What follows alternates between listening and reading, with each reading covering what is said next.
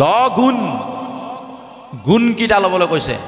9টা তত্ত্বৰে 9বিধ ভকতিৰ গুণ যদি মোৰ গাত নাথাকে, নামত ৰছীডাল থকাতকৈ আঁঠুৱাত লগাই দিয়া ভাল। লগুণ ছিঙাৰ কাৰণে জুবিন গাৰ্গক বহিষ্কাৰ কৰিব নোৱাৰিলে, কিন্তু লগুণ থকা স্বত্তেও দুজন মহন্ত সমাজৰ পৰা বহিষ্কাৰ কৰিলে। তত্ত্বটো ক'ত?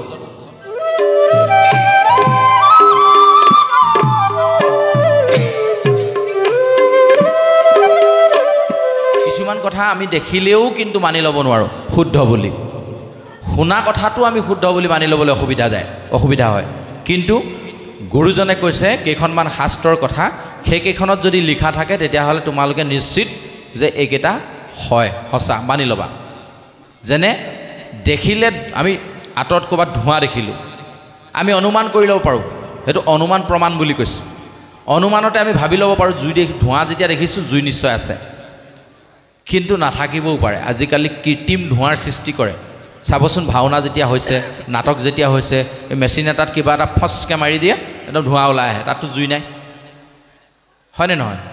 তাৰপিছতে উপমান বুলি কৈছে, উদাহৰণ কিছুমান দিয়া যায়।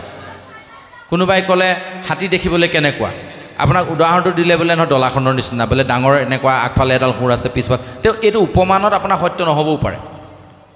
আপুনি একদম সত্যটো তাৰমানে নেদেখাকৈ আপুনি প্ৰমাণটো নাপাবও পাৰে। আকৌ কৈছে যে আপুনি প্ৰত্যক্ষ যিটো শুনিব, শুনাটো আপোনাৰ গণ্ডগোল থাকিব পাৰে, ভুল থাকিব পাৰে, শুদ্ধ নহ'বও পাৰে। উদাহৰণ, দ্ৰোণাচাৰ্যই শুনিছিলে কাৰ মুখৰ পৰা? যুধিষ্ঠিৰ পৰম সত্যৰ পৰা, ধৰ্মৰাজৰ পৰা। কি শুনিছিলে? অশ্বত্থামাহত। সঁচা হ'ল জানো? কেলে সঁচা নহ'ল? পৰিৱেশ পৰিস্থিতিয়ে পিছৰকণ শুনিবলৈ নিদিলে। অশ্বত্থামাহত কিন্তু ইতি গজ, কিন্তু ইতি গজডোখৰ শুনিবলৈ নপাওঁতেই ভগৱন্ত কৃষ্ণ যাৰ সহায়, ইমান মানে ধুনীয়াকৈ ইংগিতটো দি দিলে, বাকী যিমান সৈন্য সামন্ত আছিলে ঢাক ঢোল মৃদংগ খোল বজাই এনেকুৱা এটা হুলস্থুলীয়া পৰিৱেশৰ সৃষ্টি কৰি দিলে, কিন্তু ইতি গজডোখৰ নুশুনিলে। শুনাটোতো গণ্ডগোল থাকিব পাৰে, দেখাটোতো গণ্ডগোল থাকিব পাৰে। আমি আকৌ কোনখিনিৰ পৰা দেখিছোঁ কথাটো? এবাৰ বুঢ়ী আই এগৰাকী অকলে অকলে থাকে, গাই এজনী আছে, গাখীৰকণ খাই এনেকৈ জীয়াই থাকে আৰু যি দুই এমুঠি পায় তেনেকৈ। এবাৰ সেইফালেদি কি হৈছে, এজন ভকত পাৰ হৈ গৈছে আৰু আইগৰাকী খুব নৰীয়া, তেওঁ গম পায়, বুজিছেনে?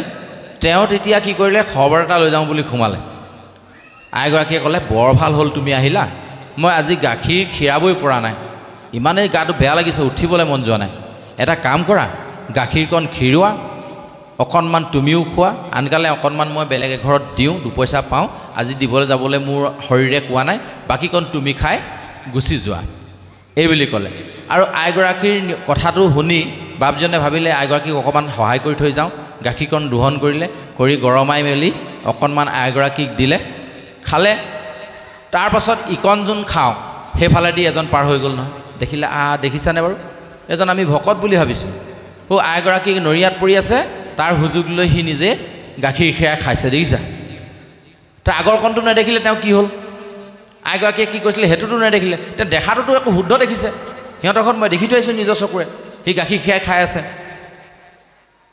এই যে দেখাটোতো আমাৰ শুদ্ধতাটো নাথাকিব পাৰে, কিন্তু গুৰুজনাই আমাক একদম সিদ্ধান্ত কৰি দিছে, এই যে 6খনকৈ নিগম শাস্ত্ৰই যিখিনি সিদ্ধান্ত দিছে, আপুনি একান্ত সত্য বুলি মানি লওক, ইয়াত এটাও অশুদ্ধতা নাই। এইখিনি ভগৱন্তই নিজে কোৱা কথা, ভগৱন্তৰ কথা।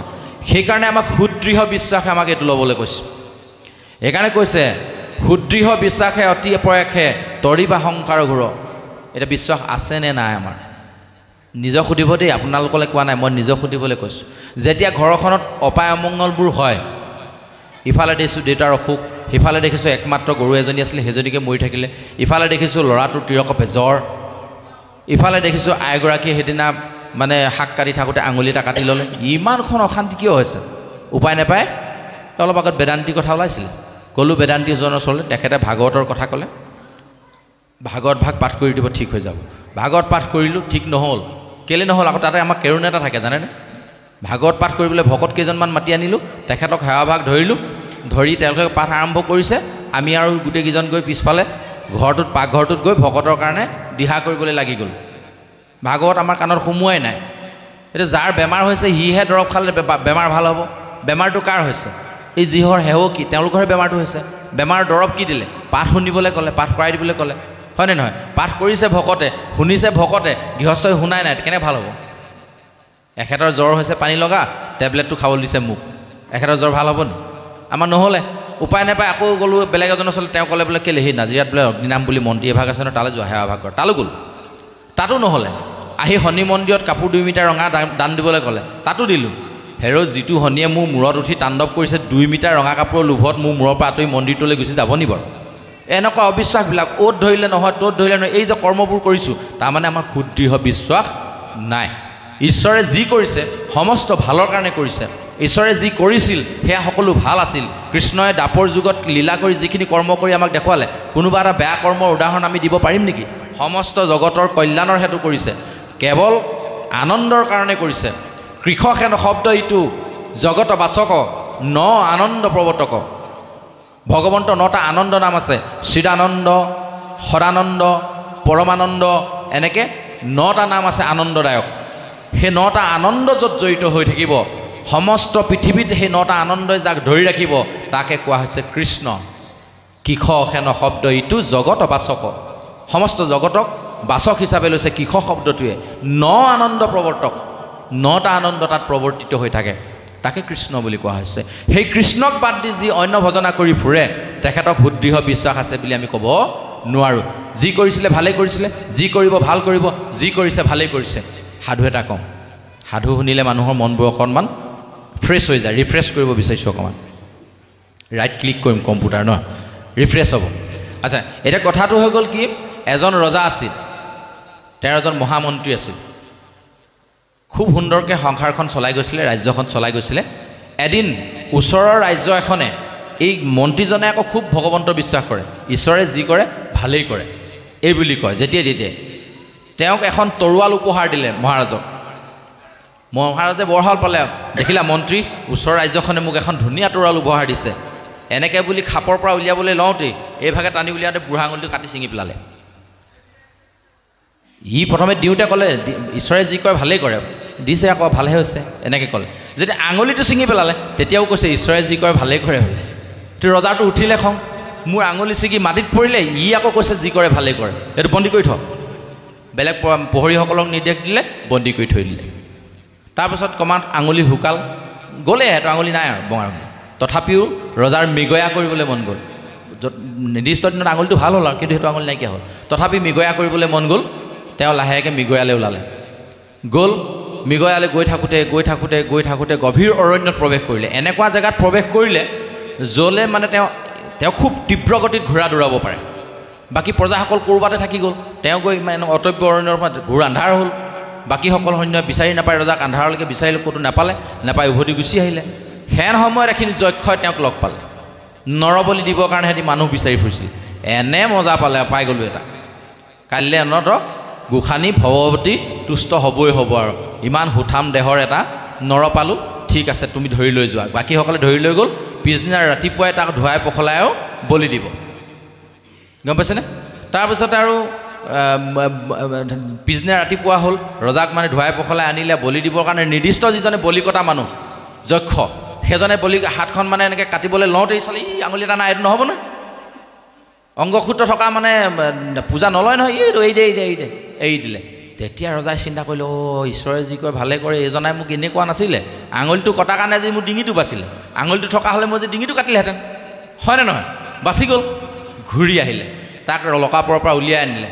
ঠিক আছে দেই মন্ত্ৰী, তুমি ঠিকেই ক'লা, যি কৰে ভালেই কৰে, তে মোৰ আঙুলিটোৰ কাৰণে মই যে ডিঙিটো বাচি মই ঘূৰি আহিলোঁ। কিন্তু মই এটা কথা বুজি নাপালোঁ, তুমি যে কোৱা ঈশ্বৰে তোমাক ভালেই কৰে বুলি, তো তোমাৰ ক্ষেত্ৰত কি ভালটো কৰিলে? আজি ইমান দিনে তুমি যে জেলত সোমাই থাকিলা, তোমাৰ ক্ষেত্ৰতো ভাল নকৰিলে, মইতো ভাল নেদেখিলোঁ। সেই মহাৰাজ বোলে আপুনি একেবাৰে অকৰা হৈছে বোলে, কেলে? বোলে আপুনি যেতিয়া মৃগয়ালৈ গ'লহেঁতেন, আপোনাৰ লগত কোন গ'লহেঁতেন? বোলে তুমি গ'লাহেঁতেন। আৰু আপোনাৰ সমানে সমানে ঘোঁৰা কোনে দৌৰাব পাৰে? সেইজনে পাৰে আকৌ, বাকীখিনিয়ে নোৱাৰে। আপোনাৰ সমানে সমানে ঘোঁৰা দৌৰাব কোনে পাৰে? বোলে তুমি পাৰা। তেতিয়াহ'লে আপোনাৰ সমানে সমানে অৰণ্যত কোনে ফচিলেহেঁতেন? বোলে তুমি ফচিলাহেঁতেন। আঙুলিটো পিছদিনা কটা দেখি আপোনাকতো এৰি দিলেহেঁতেন, ডিঙিটো কাৰ গ'লহেঁতেন? বোলে তোমাৰ গ'লহেঁতেন। ঈশ্বৰে যি কয় ভালেই কৰে। এই সুদৃঢ় বিশ্বাস আমাৰ মনত লাগিব, এই বিশ্বাস আমাৰ মনত লাগিব। চাওক, ঈশ্বৰে যেতিয়া কষ্ট দিয়ে, আপুনি ভাবিব পূৰ্বৰ জন্মৰ মোৰ পাপৰ টোপোলাটো খৰচ হৈছে, সেইকাৰণে কষ্ট পাইছোঁ, যিমান পাৰে আৰু কষ্ট দিবলৈ ক'ব ভগৱন্তক। তেতিয়া সোনকালে পাপৰ টোপোলাটো শেষ হৈ যাব। পাপৰ টোপোলা শেষ হ'লে কোনটো টোপোলা খোল খাব?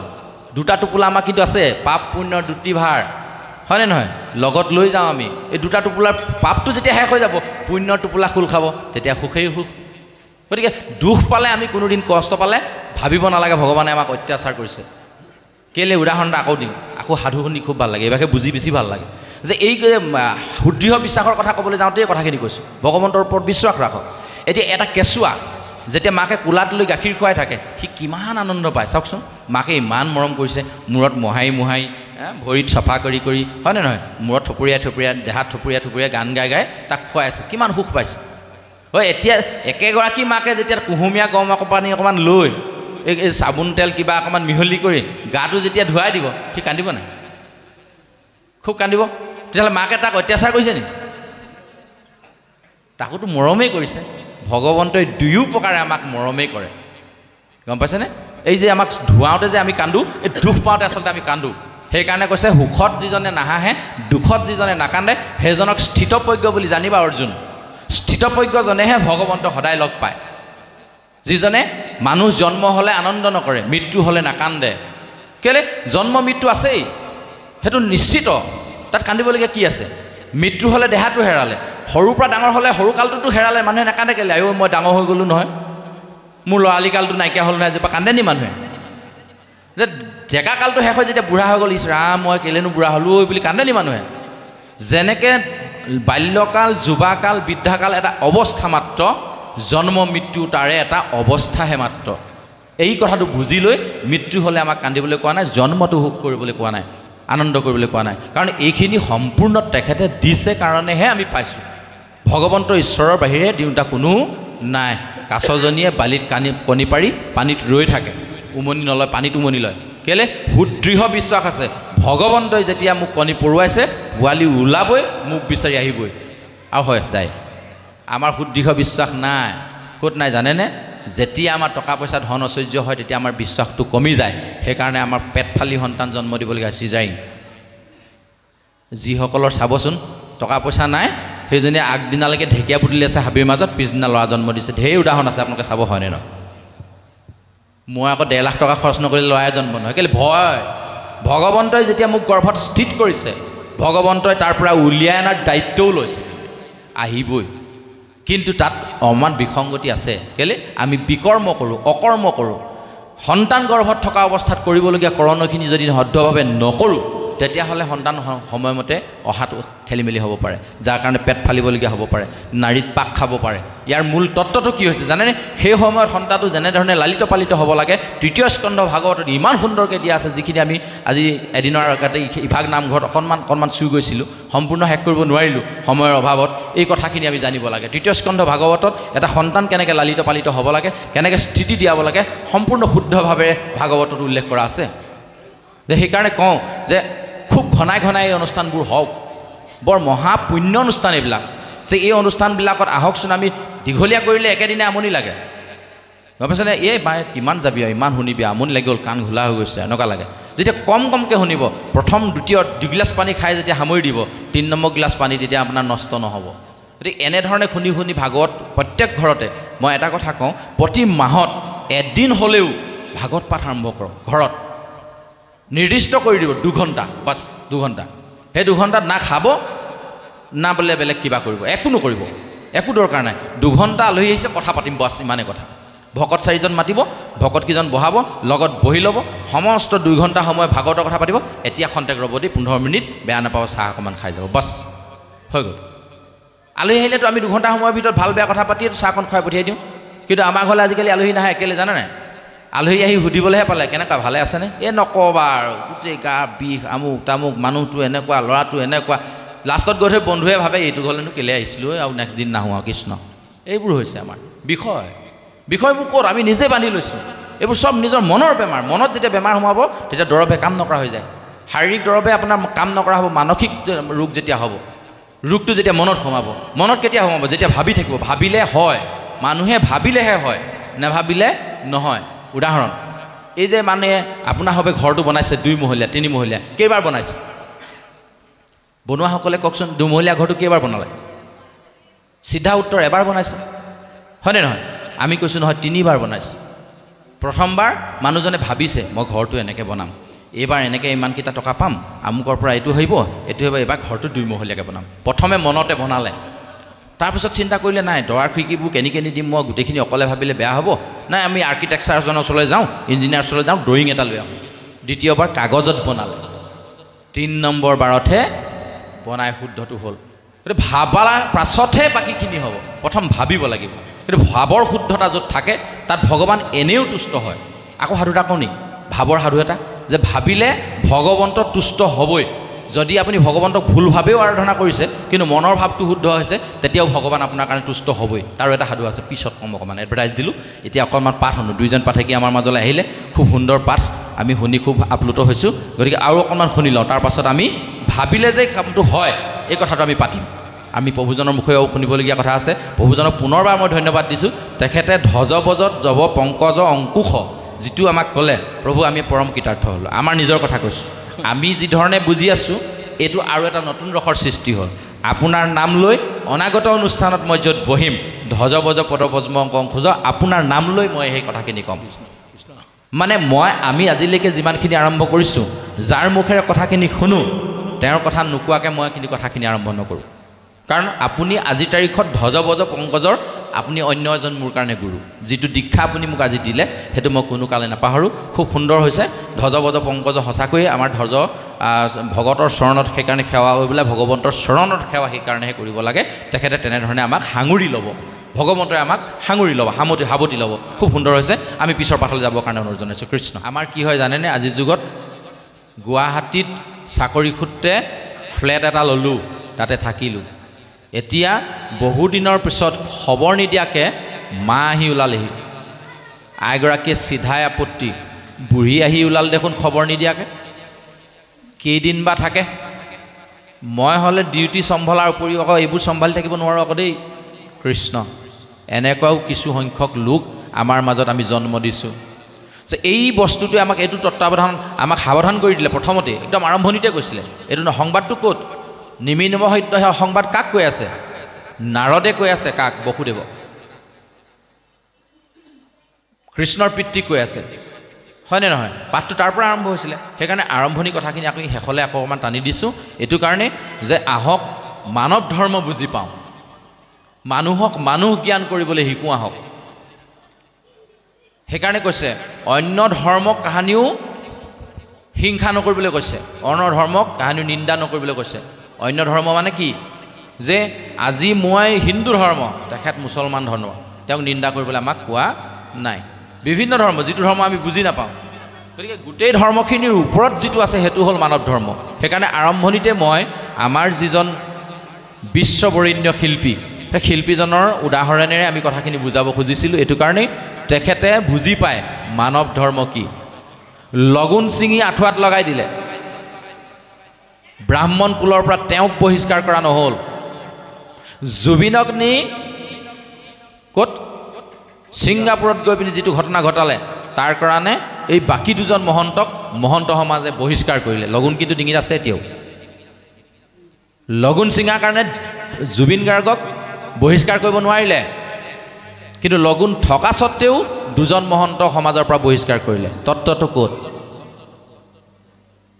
নামত ৰছীডাল থকা মানে লগুণ নহয়, সেইডাল আঁচুৱাত লগাই দিয়া। ঠিক কৈছে, ধৰ্ম বুজি পায়। লগুণ গুণকেইটা ল'বলৈ কৈছে। ভগৱন্তৰ নৱনিধি 9টা গুণ আছে, 9টা তত্ত্ব আছে, 9বিধ ভকতি আছে।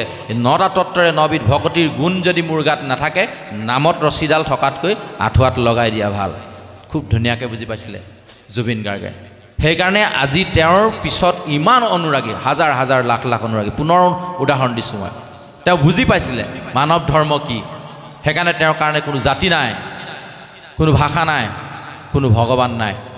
তেওঁৰ কাৰণে তেওঁ নিজেই চব। সেইটো বুজি পাইছিলে। সমস্তজন তেওঁৰ কাৰণে ভগৱান, তেওঁ এনেধৰণে বুজি পায়। মাজুলীলৈ গ'ল, প্ৰভু প্ৰভু বুলি মাতিলে। কিহৰ প্ৰভু? কাক প্ৰভু কৈছে? মই প্ৰভু। কেনেকৈ প্ৰভু? বুজাই দিয়ক। মই অকল প্ৰভু নহয়, তুমি মাতিছে কি বুলি কয় নহয়, অকণমান দেৰি ৰ'ব, আমাৰ সত্ৰাধিকাৰ প্ৰভু আহিব, তেখেতেহে সন্মান জনাব। অকল সত্ৰাধিকাৰজনে প্ৰভু? মোৰ ওচৰত এই বাদ্যযন্ত্ৰ বনোৱাজন এজন কি? এজন প্ৰভু নহয় নি? ক'লে সমস্তকে প্ৰভু বুলি ক'ব, ইয়াক হ'লে ভাইটি বুলি মাতিব, তেওঁক হ'লে প্ৰভু বুলি মাতিব, তেতিয়া কেনেকৈ প্ৰভু? যুক্তিটো ক'ত ভুল হৈছে? ভুল হৈছে। সেইকাৰণে কৈছে অব্যক্ত ঈশ্বৰ হৰি কিমতে পুঁজিপাতাংক ব্যাপকত কিবা বিসৰ্জন এটাও অন্ত মূৰ্তি শূন্য কেনেমতে চিন্তিভা ৰাম বুলি শুদ্ধ কৰা মন। আমি ব্যক্ত হৈ আছোঁ। মই শিক্ষক, মোৰ ওচৰলৈ অহা ছাত্ৰজনক মই ভকত বুলি সেৱা কৰিব নোৱাৰোঁ। আমাৰ ঘৰত নিয়ম এভাগ হ'ল, ভাগৱত পাঠ পাতিছোঁ, পাঠকী হিচাপে আহিলে মই পঢ়োৱা ল'ৰাটো, এতিয়া মই সেৱা কৰিবলৈ বেয়া পাইছোঁ নহয়। পাই তোক পঢ়োৱা নহয় মই, বুজিছ, সেইকাৰণে ঘৰৰ মানুহে হেঁচা ধৰিছে আৰু মই নধৰোঁ আৰু দেই, বেয়া নাপাবি আৰু, এনেকৈ কৈ থৈ দিছোঁ আৰু। আমি ব্যক্ত হৈ আছোঁ কি? তেওঁ মোৰ শিষ্য, মই তেওঁৰ গুৰু। অব্যক্ত হ'বলৈ কৈছে সেই দিনটোত। কেলে? মই কাৰো শিষ্য নহয়, মই কাৰো গুৰু নহয়। আজি মই ভগৱন্তৰ গুণনাম কীৰ্তন কৰিছোঁ, মোৰ ঘৰলৈ সমস্তজন ভকতে আহিছে, গতিকে সমস্তজনক সমানে সেৱা কৰিব পৰাটোহে প্ৰকৃত ধৰ্ম, মানৱ ধৰ্ম। যি মানৱ ধৰ্ম বুজি নাপায় তাৰ কাৰণে ডাঙৰ সৰু, উচ্চ নিচ, ক'লা বগা এইবিলাক আছে। যে মই ভাগৱত পাঠ কৰিছোঁ, সেইদিনা গৈ পিনি মজদুৰ মানুহ এজন গৈ ওলালে, এই বঙালীটোক এটা আহিব নিদিবি, সেই বাহিৰত থৈ দে, এইটো মোৰ ধৰ্ম হ'ল নেকি? গতিকে সেই বৈষম্যটো আনিবলৈ কৈছে। আমি সেইটো বুজিবলৈ লাগিব। আমি সমানে সকলোকে সেই সেৱাটো কৰিব পাৰিব লাগিব, অসুবিধা হ'ব। নহ'লে নকওঁকৈ বেলেগ এটা সাধু মনলৈ আহিছে, কৈয়ে পেলাওঁ, এইটো দি সামৰি দিম, ভাগৱতৰ গ্ৰন্থ সমাপ্তি প্ৰাৰ্থনালৈ যাম। সাধুটো হ'ল কি? এবাৰ গাঁওখনৰ যিজন মুখিয়াল ব্যক্তি, যিজনে সদায় ভগৱন্তৰ গৃহত ধূপ দীপ জ্বলায়, তেওঁক সকলোৱে বিশ্বাস কৰে আৰু খুব সত্য পথত থকা এজন ব্যক্তি, এদিন তেওঁক সপোনত ভগৱন্তই দেখা দি ক'লে, অহাকালিলৈ তোমালোকৰ গাঁওখনলৈ মই যাম, কিন্তু এঘৰ মানুহতহে সোমাম আকৌ দেই। লৰালৰিকৈ গোটেই গাঁৱৰ মানুহ গোটাই গাঁৱৰ মুখিয়ালজনে জনাই দিলে যে কালিলৈ ভগৱন্ত নিজেই আহিব আমাৰ গাঁৱলৈ, কিন্তু যিকোনো এঘৰতহে সোমাব। এই কথাটো যদি আমাৰ মাজত হৈ যায় কি হ'ব কওকচোন? সেই দিনটোত চাকৰি বাকৰি, ল'ৰা ছোৱালী চব বাদ দে, স্কুল চিস্কুল, হয়নে? ঘৰ চফা কৰ, মুঠতে টিপ টপ কৰি ৰাখ, নহ'লে ভগৱন্তে লেতেৰা দেখিলে বেয়া পাব নহয়। মানে পদূলি মুখৰ পৰা একদম মানে লেট্ৰিনলৈকে আৰু ধূপ কাঠি জ্বলাই একদম পবিত্ৰ কৰি ৰাখিম নে নাৰাখিম? যিসকল টকা পইচা বেছি টকা, একদম আলিৰ পৰা লাগিলে একদম ফুলৰ দলিচা, সোণৰ দলিচা, যি পাৰে চব পাৰি দিব। তেনেকৈ গাঁওখনত একদম জাক জমকতাৰ কাম হৈ আছে আৰু হৈ আছে। সেইখন গাঁৱতে ভজ বুলি ল'ৰা এটা আছিলে, বুজিছেনে? ভজনে ভজ আৰু সেইটো, বুজিছে? পঢ়া শুনা অলপ আছিলে, তানো কিনো মূৰৰ বিকৃতি ঘটিলে, লাষ্টত গৈ থৈ সি মানে কি হয়, ইঘৰলৈ গ'লে এসাঁজ খায়, সিঘৰলৈ গ'লে চাহ টোপা খায়, সিঘৰলৈ জলপান খায়, দিনটো এনেকৈ ঘূৰি মেলি আৰু গধূলি আহি এই বাসু নামৰ এটা ঘৰ আছে আৰু চালি এখন, তাতে সোমাই শুই থাকে, বুজিছেনে? আমাৰ গাঁৱত আছিলে, সঁচাকৈ আছিলে এনেকুৱা এজন। তাৰপৰা সেইদিনা তেওঁ এতিয়া ওলাইছে ন ঘৰৰ পৰা, সাৰ পায়, তেওঁনো কি জানে ভগৱান আহিব কি আহিব। ইঘৰত সোমাইছে, ভজ তইচোন সদায় আমাৰ ঘৰলৈ আহিয়ে থাক, আজিৰ কাৰণে তই যেনে তেনে আমাক অকণমান দেচোন, তই এই সময়ত যদি কেনেবাকৈ ভগৱান আহি আমাৰ ঘৰত সোমাই দিয়ে বৰ ডাঙৰ কথা হ'ব আৰু, তই আজিৰ কাৰণে যেনে তেনে যাচোন। ইঘৰত সোমালে, সিঘৰত সোমালে, গৈ গৈ গৈ গৈ সন্ধিয়া হ'ব সময় হ'ল। শেষত বুঢ়া বুঢ়ী এহাল আছে আৰু তেওঁলোকেও যেনে তেনে খুজি মাগি চাউল চিয়াৰ কেইটামান আনি থৈছিলে, ভগৱন্ত যদি কেনেবাকৈ আমাৰ ঘৰত সোমাই দিয়েহি এইকেইটাকে দি দিম আৰু এই বুলি কৈ থৈ দিছে। আৰু বাকীটো কৰিবলগীয়া তেওঁলোকৰ একো নাই, টকা পইচা নাই, জাক জমকতা নাই, চাফা চিকুণ বুঢ়া বুঢ়ীয়ে কিমাননো কৰিব আৰু, সেইমতে আছিলে। তাৰপৰা ভজ গৈ সেই ঘৰত সোমাই দিলেগৈ, লাষ্টত দিনটোত ক'তো নাপালে। তেওঁলোকে চিন্তা কৰিলে আজি দিনটোত ভগৱন্ত কাৰ ঘৰলৈ বা আহিলে একো ঠিকেই নাই, আমাৰ নিচিনাবোৰ ঘৰলৈনো ক'ত আহিব, এই এটা কাম কৰ ভজ, এই ভগৱন্ত আহিব বুলি আমি যেনে তেনে এমুঠি গোটাইছিলোঁ, বুজিছ, তই যদি সঁচাকৈ দিনটো ক'তো নাই খোৱা, এই মুঠিকে তই খাই গুচি যা। পৰম তৃপ্তিয়ে খালে, খাই পিনি কি ক'লে জানে? আই দেউতা, মই সেই ভজটো নহয় নহয়, যিটো ভজ সদায় তোমালোকৰ গাঁৱত ঘূৰি ফুৰে, সেইটো আজি হাৰেই পোৱা নাই, টোপনিতে আছে, ময়ে সেইজন যিজন যে আহিম বুলি কৈছিলোঁ। ধন্য তোমালোকৰ ভকতিত। সেইদিনাই সিহঁতৰ সমস্ত দুখ শেষ হৈ গাঁওখনৰ আটাইতকৈ ধনী মানুহ ঘৰ সেই ঘৰেই হ'ল। কি ঠিক কাৰ লগত ভগৱন্ত আহিছে। সেইকাৰণে এই অকণমানি দেৱশিশুটোৰ লগতো ভগৱন্ত আহিব পাৰে যিদিনা। সেইকাৰণে কৈছে নাহং তিষ্ঠামি বৈকুণ্ঠে যোগিনং হৃদয়নস্ব মদ ভক্ত যত্ত গায়ন্তী তত্ত্ব তিষ্ঠামি নাৰদ। নাৰদত বিষ্ণু আচন্ত কৈ বৈকুণ্ঠত মই নাথাকোঁ ৰৈ, যোগী ৰখীয়া এই সমুদায় থাকোঁ ভকতৰ কীৰ্তনক চাই। মাধৱ পুৰুষে কৈছে একান্ত ভকত হবে নিৰ্গুণ কৃষ্ণৰ গুণ, গাৱে সদা বহিয়া যথাত বৈকুণ্ঠক পৰিসৰি যোগী ৰখীয়াই থাকে হৰি সাক্ষাতে তথাত। যে এই কথাখিনি কেলৈ ক'লে? ভগৱন্ত আজি আছে, এইটো আপোনালোকে 100% বিশ্বাস কৰক, ইয়াত আছেই। কাৰণ ভগৱন্তই ভকতৰ কীৰ্তন শুনি আহোঁ বুলি শাস্ত্ৰই সিদ্ধান্ত দিছে। শাস্ত্ৰই যিটো সিদ্ধান্ত দিব এইটোতকৈ আৰু বেলেগ ভুল ধৰিবলগীয়া ৰাস্তা ক'তো নাই। মই ক'লো নহয়, দেখুৱাটোতো ভুল হ'ব পাৰে, শুনাটোতো গণ্ডগোল হ'ব পাৰে, কিন্তু ভগৱতে যিটো কৈছে তাত গণ্ডগোল নাই। এইটো 100% বিশ্বাস, সেইটোকে কৈছে সুদৃঢ় বিশ্বাস। সেই বিশ্বাস লৈ আমি যদি ভাবিছোঁ তেতিয়াহ'লে আজি বা কোনজন ল'ৰাৰ লগত কোনজন ভজৰ লগত ভগৱন্ত ইয়ালৈ গুচি আহিলে আমিতো গম পালোঁ নেকি? সেইকাৰণে সকলোকে যদি সমভাৱে আমি যদি সেৱাটো কৰিব পাৰিলোঁ নিশ্চয় ভগৱন্তৰ পদৰেণু আমি লাভ কৰিলোঁ। সেইকাৰণে চৰণত সেৱা কৰা যায়। সেই তত্ত্ববোৰ আমাৰ লগত লাগি আছে। চৰণ সেৱা কৰিলে কেনেকৈ মুকুতি পায় গ্ৰাহক গজেন্দ্ৰ উপাখ্যানত বৰ সুন্দৰকৈ কৈছে। গজেন্দ্ৰৰ চৰণত ধৰাৰ কাৰণে ভকত হৈ গ্ৰাহেও মুকুতি পাইছে। এইবোৰ কথা বহুত আছে, কেতিয়াবা লগ পালে পাতিম। আপোনাৰ হবে এটাই কাম কৰক, আপোনাৰ হ'বৰ প্ৰত্যেকৰে গৃহত এভাগ এভাগ সৰু সৰুকৈ নেলাগে আপোনালোকে নামঘৰৰ নিচিনা মণিকূট বনাই ল'ব পৰা নাই, আসন প্ৰতিষ্ঠা কৰিব পৰা নাই, নালাগে।